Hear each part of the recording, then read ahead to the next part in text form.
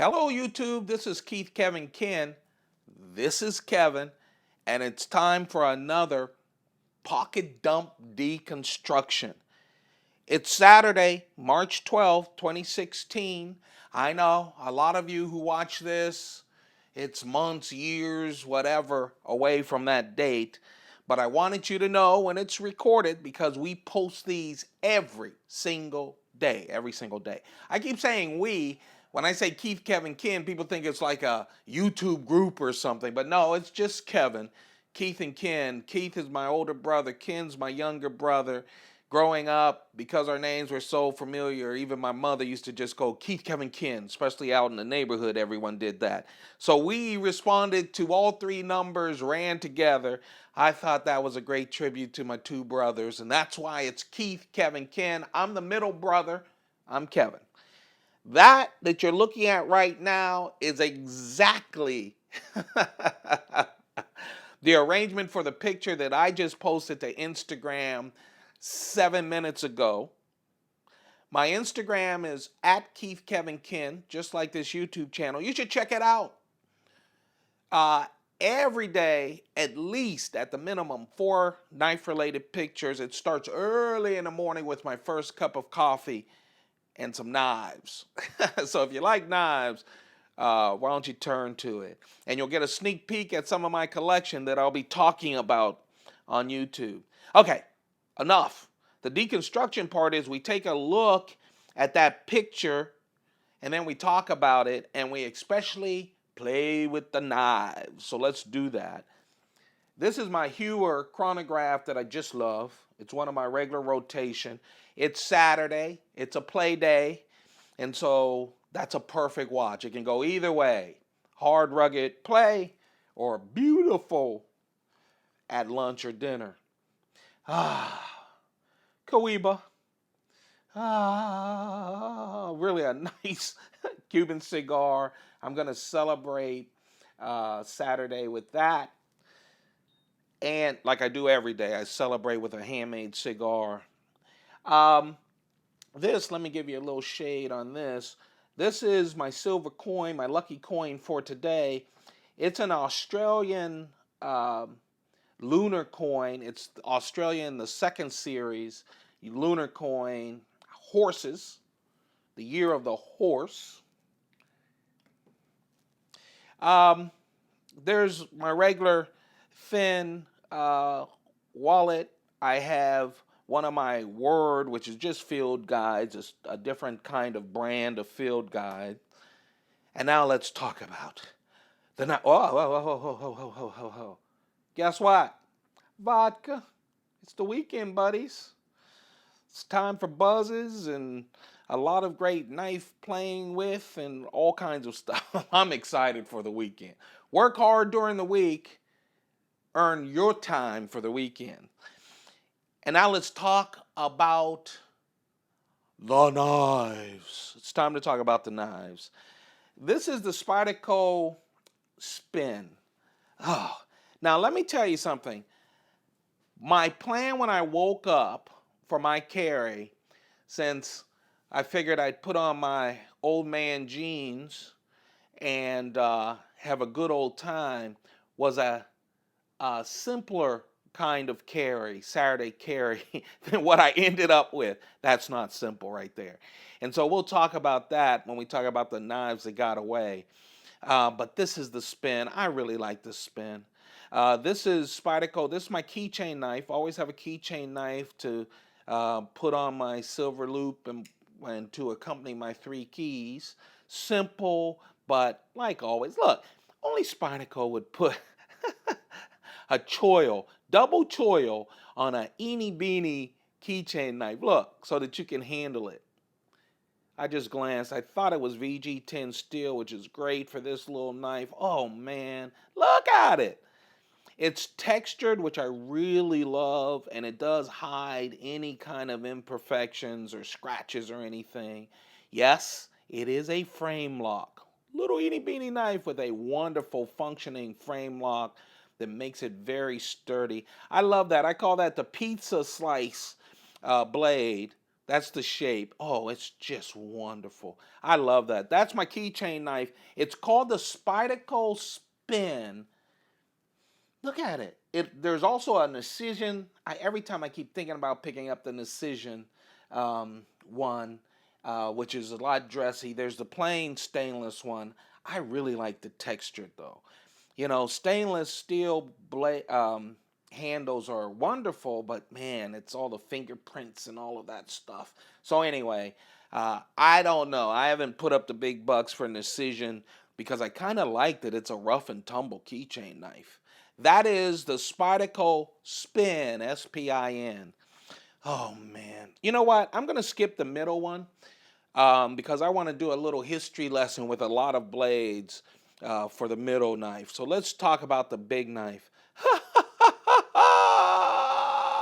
Yeah, I was set up to do a plain carry for today. Look at that medium knife. By the way, that's the Spyderco Memory. And look at this knife. Nothing plain about this whatsoever. Yes, you can tell it's a Chris Reeve Sebenza 21. But man, it's a special Sebenza 21. This Chris Reeve is called the TNK Flag. And the reason it's called a TNK Flag is it's an exclusive from True North Knives. Remember, True North Knives has the exclusive Chris Reeve Tonto blades. Any Tonto blade you see from either a Sebenza 21, a Sebenza 25, although I don't think they have a Sebenza 25 Tonto blade. They do have an Umnumzun Tonto blade, small 21, large 21, and Umnumzun. That's the ones I have. Haven't seen a 22. I should check. I was just on the website. I need to check because I would love to have a 25 Tonto blade. Anyway, that's exclusive. This is also exclusive. The great folks at, man, you should check them out. True North Knife. No, of course they're not sponsoring. Too small to sponsor, but I sponsored them when I bought this knife. Oh, man. So here's the deal. Oh, isn't that nice? I like it because right now, as I record this, we're in election primary season. There's a lot of different opinions on that. I don't talk politics. Here's the one thing I think we all can agree if you're living in the U.S. I know we have some international people. It's really about this, the flag and patriotism and democracy. Anyway, this is a beautiful knife. It's the shiny tie that Chris Reeve does when he has etch blades. Look at that. Nice, colorful etch blade of Old Glory. On the other side, and by the way, you guys know I love it. Shiny side, show side, all beautiful with that flag. And then the lock side, hey, we mean business. That nice, rough titanium with his integral frame lock. Oh, I love it.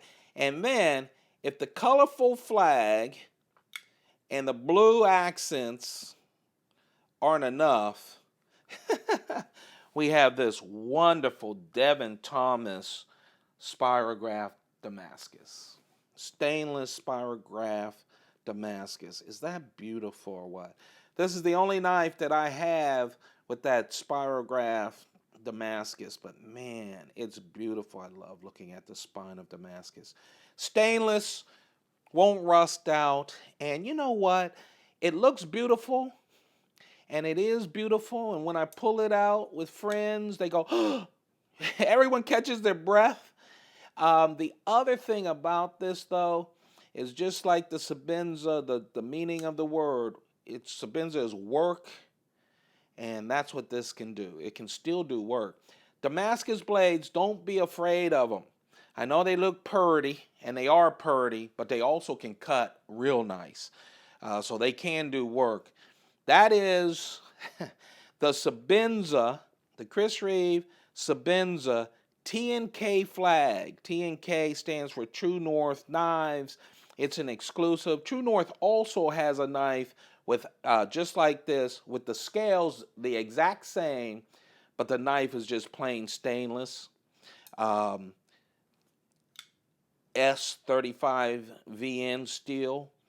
And so if you don't want the flash and the cost of the super flash with that spirograph Damascus, well, you can get that as well. It's an exclusive at True North Knives. So that's the fancy big one. Here's why I kept this one last. And it's not the knife that got away that we're going to talk about, even though there was a medium knife that got away and a large knife that got away, and we'll talk about that at the end. But I'm going to tell you, man, this is the knife that made me change my carry. I was always going to do the spin, always going to do the spin. And then I wanted some variety.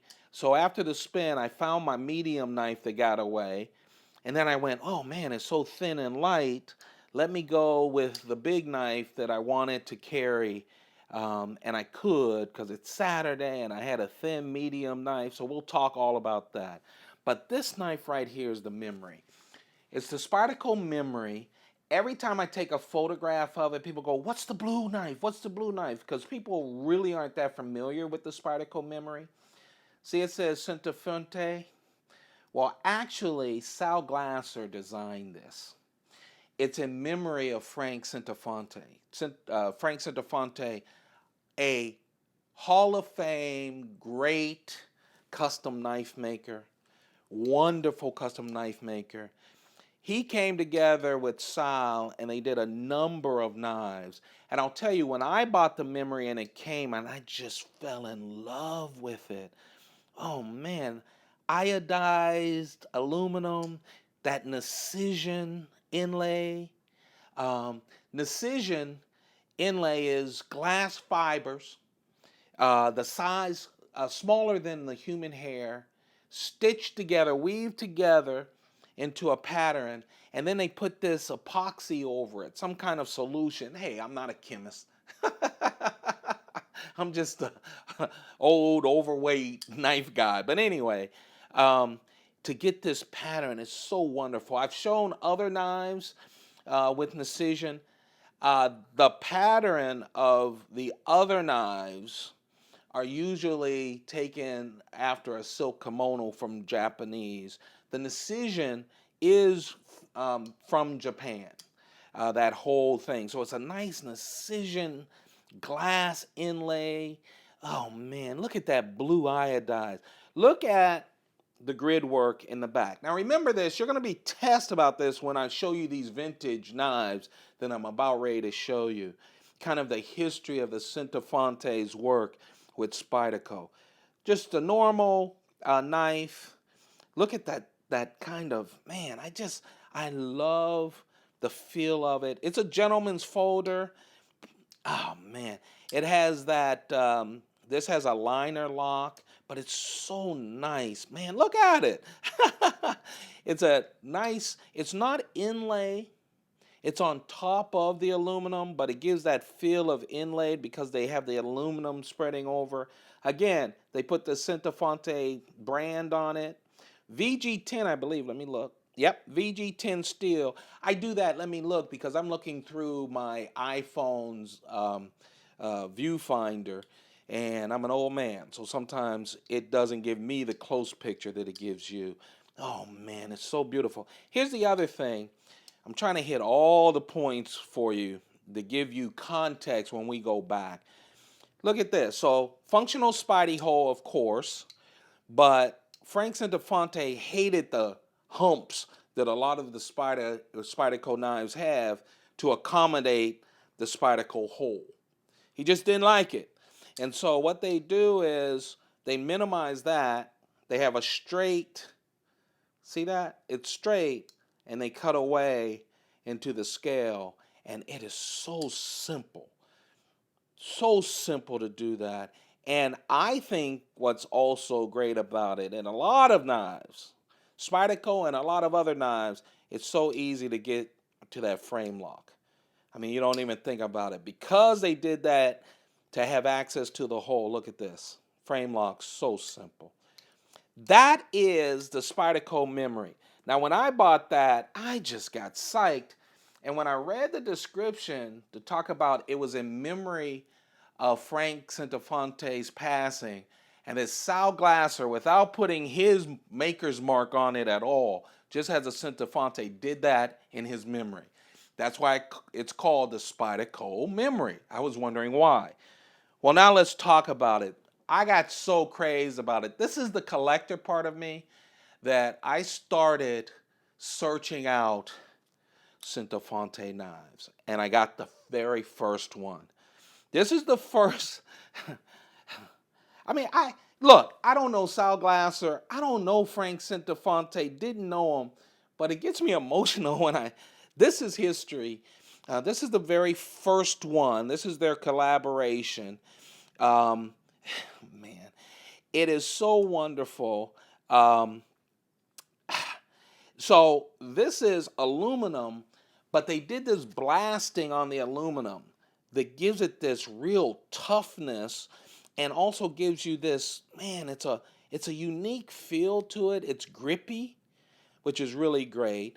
Remember, this is the 80s. This is so nice. They put a rubber inlay here to give you more grip. Look at this, folks. This was the very first time he was doing the collaboration. Said, look, I don't want a big hump. They put it up a little bit, cut it away, so that you would have easy access to it. There's the liner lock. Oh man, look at that. There's the clip. This is the first one. So when you get these early ones, it's really great because the clip always says patent pending. Oh man. The steel, remember, this is very, very early. It's ATS 34. That blade shape, Frank Centofonte loved to call it an extreme drop point. This is the Frank Centofonte extreme drop point blade. Oh man, I really love this. Like I said, ATS 34. That's the very first one. Look at that. Ugh. The second one,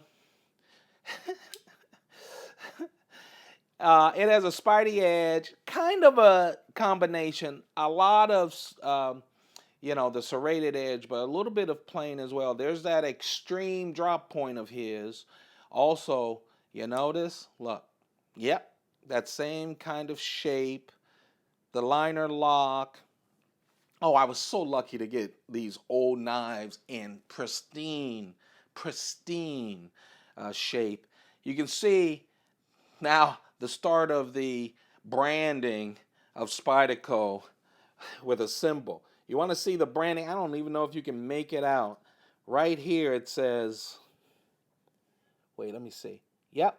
Right here it says Golden, Colorado, USA. That's all the branding. Look, remember I told you about the memory? Look at that. Look at the backspace molding on that aluminum that's been bead blasted. Oh man. That's the first one. Here's the second one. Again, still ATS 34 steel. This one had an innovation of the time. Press up the lock. It's a blade lock. So even though it has a strong, have you noticed that with these classics too, that the liner locks haven't traveled? Now probably because these were owned by collectors who didn't do hard stuff, and probably, I don't know them, but probably my age where we don't flip up knives. And by the way, I love seeing people flip knives. You guys are talent. That's a talent. I'm just old. And my fingers start hurting when I flip them.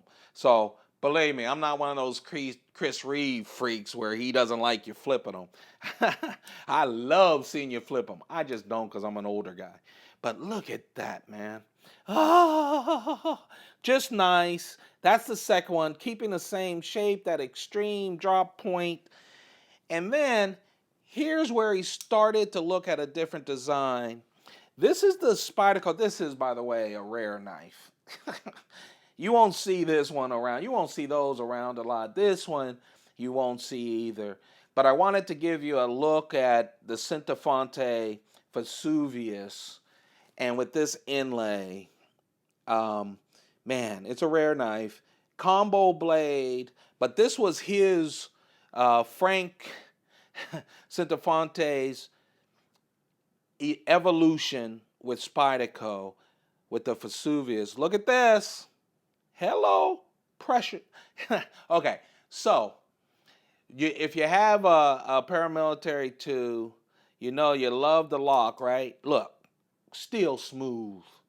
Oh man, the Vesuvius with that wonderful lock, the Spyderco lock. Oh man, smooth as silk with the detent still intact. Oh, with that inlay. Again, you can see some of the Frank Centofonte things. Inlay, but different. He's expanding that blade profile.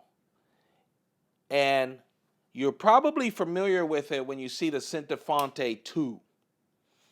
Yeah, that's a more modern knife, right? Yes, it is, man. Really nice. G10 smooth. Has some of this carving into it.